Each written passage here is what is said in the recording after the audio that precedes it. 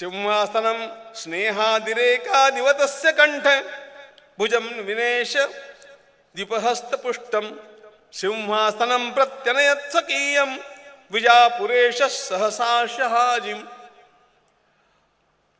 अरे कभी कोई अपेक्षा नहीं कर सकता था कि ये विजापुर का बादशाह ये काम कर सकता है, आकर के शाहजी को आलिंगन देना। अच्छा, उसके कंधे पर हाथ रख करके उसको स्वयं लेकर के और अपने सिंहासन के पास आए, समीप बैठा है।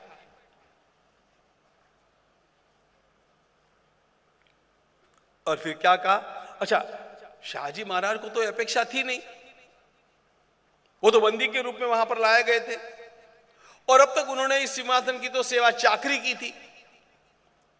इतना सम्मान जब मिला तो वे भी संकोच में दब रहे थे।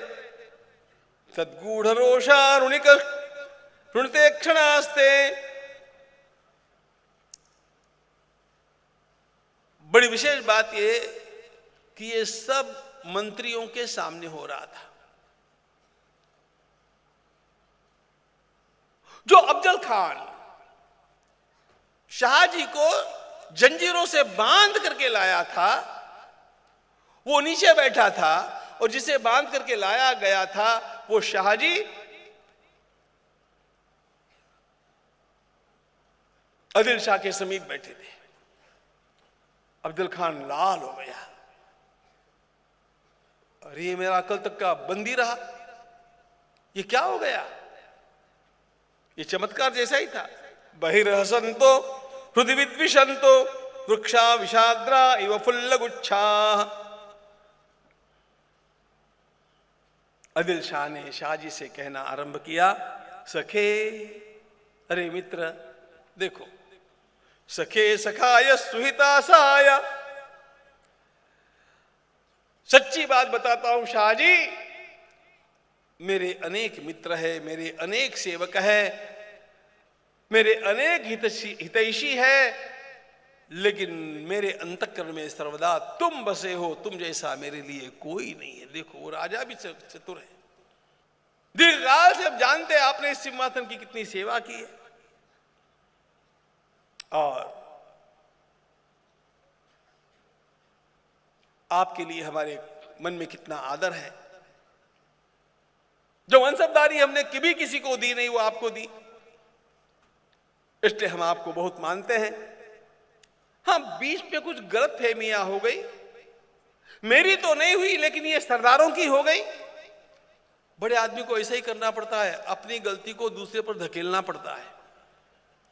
और बुद्धिमान वो होता है जो उस गलती को धकेलने के बाद ले लेता है, हाँ मेरी गलती हुई, गलती बड़े बॉस की हुई होगी, मेरी तो नहीं, लेकिन इन सरदारों की गलत फहमियां हो गई और उसके कारण आपके साथ जो कठोर व्यवहार किया गया, क्षमस्व मित्र प्रणयातिरेका, क्षमा कर, माफ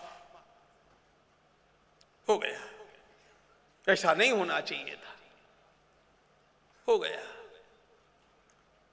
मेरे मन की बात मैं बतलाता हूं, आज अपनी मैत्री हम पक्की करेंगे और मैं तो चाहता हूं कि आपका बेटा वो शिवाजी है ना, वह भी यहां पर आकर के और बड़े से बड़ा पद प्राप्त करे। आप और शिवाजी दोनों मिलकर के भी बीजापुर की सेवा करेंगे तो और दिल्ली के बादशाह को भी हम जीत सकते हैं। जिस दिल्ली के बादशाह का पत्र इसको आया था उसके बारे में ये बोल रहा है, पुत्रस्ते दुर्धर शक्तिशाली विहाय दिल्ली पतिमित्र भावम। अरे हम समीप के हैं, दिल्ली वाले तो दूर के हैं, आपको हमारे साथ मैत्री करनी चाहिए।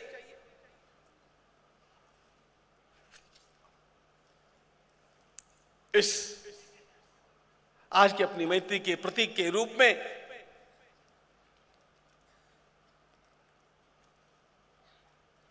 जितने किले हमने आपके अपने कब्जे में लिए वो सब हम सौंपते हैं आपको। लेकिन एक रिटर्न गिफ्ट भी होनी चाहिए। रिटर्न गिफ्ट, ये शब्द मुझे नया था, पहले मुझे पता नहीं था। वो कोंडाना किला जो है ना, वो आप मुझे दे दीजिए। अब देखिए इतना सहज संवाद चला है,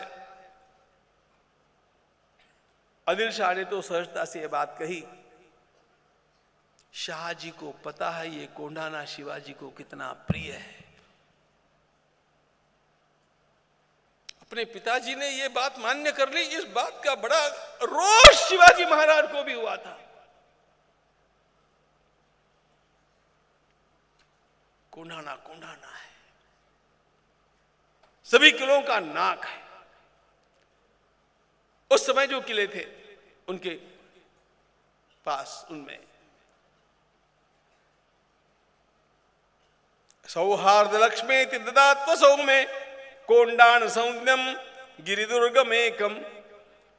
बाद में शिवाजी ने उसका नाम सिंहगढ़ रखा है, जो पुणे के समीप है। वो कोंढाना किला मांगा,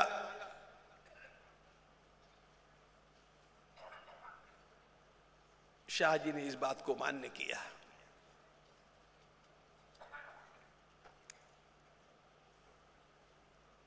शाहजी महाराज छूट गए, इसका बहुत आनंद हुआ।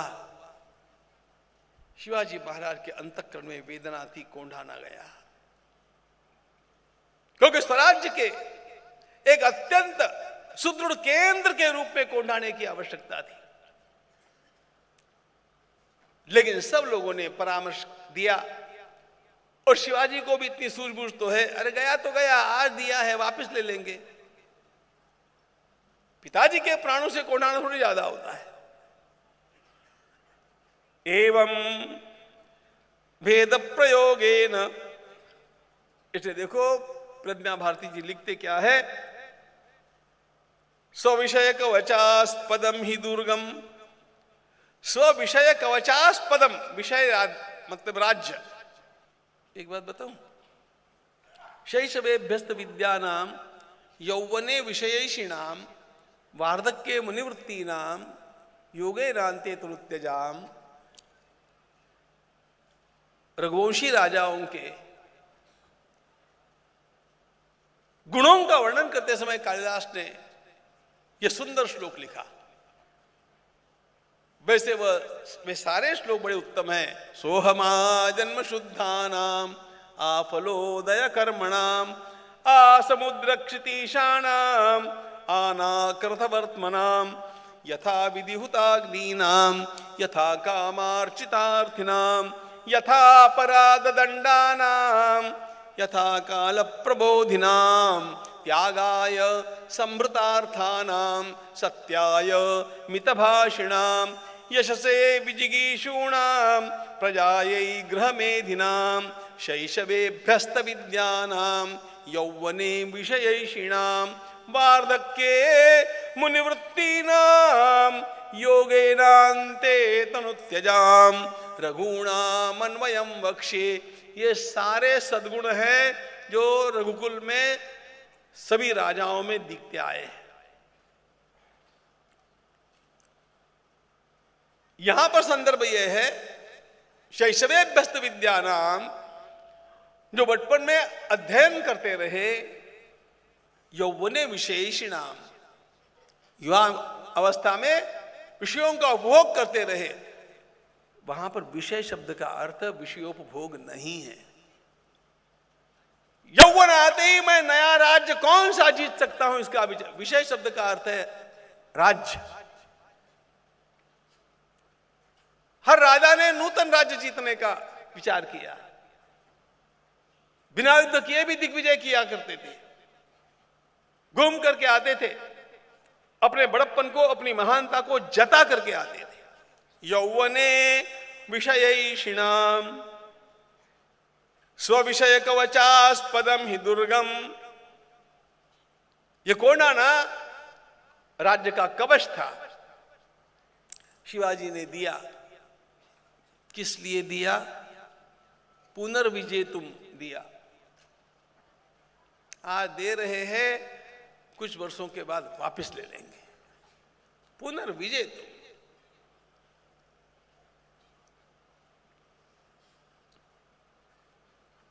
दुष्टों के सामने कभी झुकना पड़े तो झुक भी जाना, समय होता है। लेकिन ध्यान रखना कि इसको मुझे सबक सिखाना है। इसलिए झुक रहा। इसी को भेद नीति कहते हैं। एवं भेद प्रयोगेण पितरम मोचयन्नसौ हर्षयन् मातरंचापि पितरो नानृण्यमाप्तवान्। इतनी सहजता से शिवाजी ने शाहजी को मुक्त कैसे कर लिया, जिसा माता को अत्यंत आनंद और आश्चर्य भी होता रहा। शाहजी को भी अब लगने लग गया कि एक बार मुझे शिवाजी से मिलना चाहिए। याद करो, कृष्ण भगवान ने भी अपने माता पिता को कारागृह से मुक्त किया था। कंस के वध के पश्चात भगवान सबसे पहला काम यह करते हैं, कारागृह में जाकर के माता पिता को उनके बंधन से मुक्त करते हैं। पुत्र वो होता है जो अपने पिता के ऋण को उतारे, पुत्र वो होता है जो उनको बंधन से उबारे।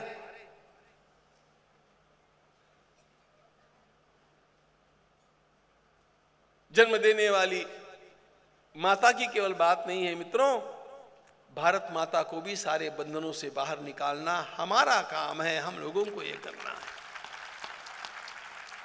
और अभी भी अदृश्य अनेक बंधन भारत माता को जंजीरों में बांध करके बैठे, अनेक बंधन है। अंग्रेजी भाषा का बंधन है, एलोपैथी का बंधन है,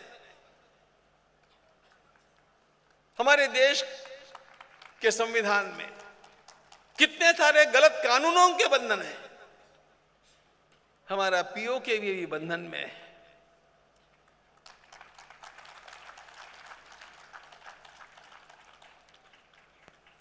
इसलिए मैं कहते आया हूं, पहले 25-30 वर्षों तक यही कहते रहे, हर कथा में कहते रहे, मंदिर वहीं बनाएंगे, मंदिर भव्य बनाएंगे। लोग कहा करते थे मंदिर वहीं बनाएंगे, तारीख नहीं बताएंगे। तारीख भी हो गई, भगवान श्री राम विराजमान भी हो गए। फिर लोग कहने लगे अब आगे क्या। मैं तो यही कहते रहता हूं, ये तो केवल झांकी है।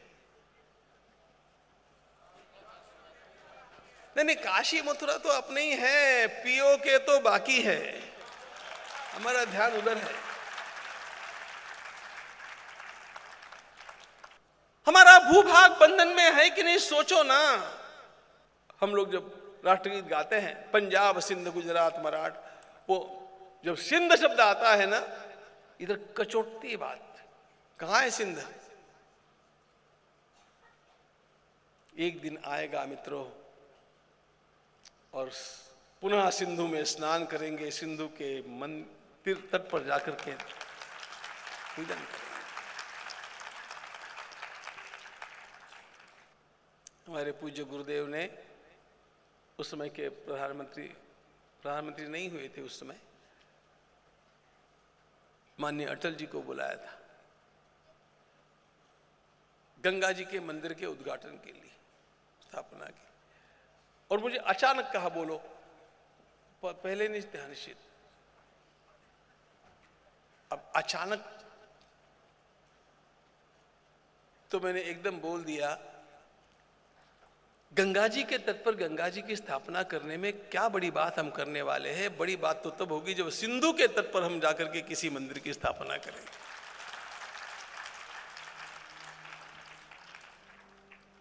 हमारे गुरु जी को भी और माननीय अटल जी को भी ये बात इतनी अच्छी लगी।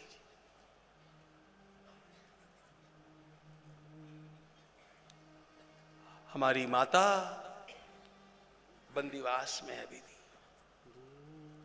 कारालयाच्चिरान्मुक्तो वसुदेवो यथा पुरा पितृभक्त शिवोप्यैच्छत् सह मात्रा प्रसन्नया।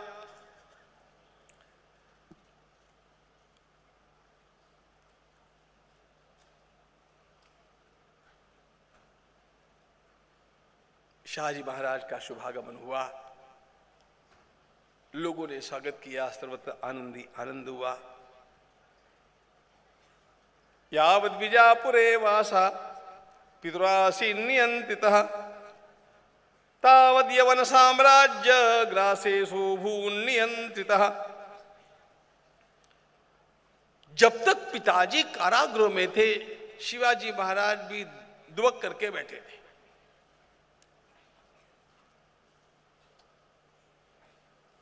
देखो, ये नीति है।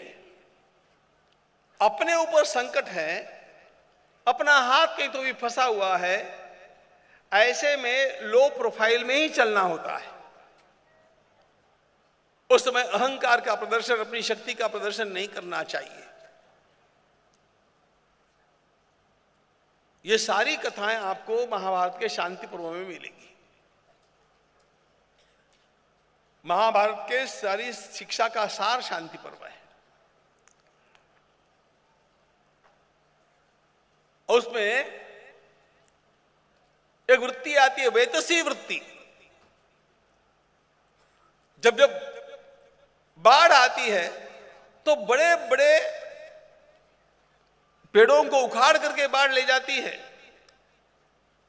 लेकिन जो बेत या जो ग्रास झुकना जानते हैं, उनका बाढ़ कुछ बिगाड़ नहीं सकती। स्टेज समय पर कब झुकना चाहिए, कब दब करके रहना चाहिए, कब लो प्रोफाइल में चलना चाहिए, ये सब जानना चाहिए।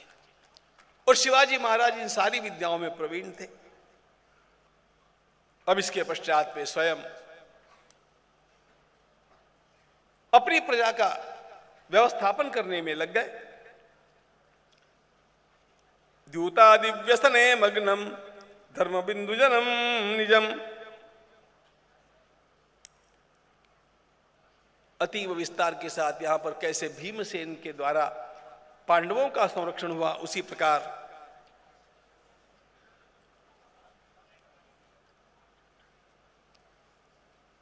सारी प्रजा का संरक्षण और व्यवस्थापन करने में शिवाजी महाराज लगे रहे। शिवाजी छोटा है और ऐसे में एकाएक एक घटना घटी। अभी शिवाजी बहुत बड़े नहीं हुए हैं, ये घटना तो इसके भी पूर्व की है।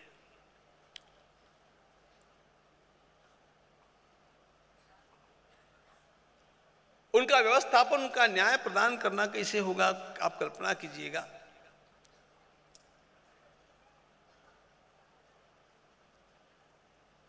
पंद्रहवें वर्ष के शिवाजी में कैसी जागरूकता थी। समीप के एक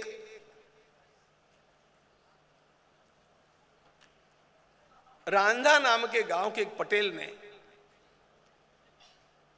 एक स्त्री पर अत्याचार किया और यह वार्ता बाल शिवाजी के सामने न्याय के लिए आई।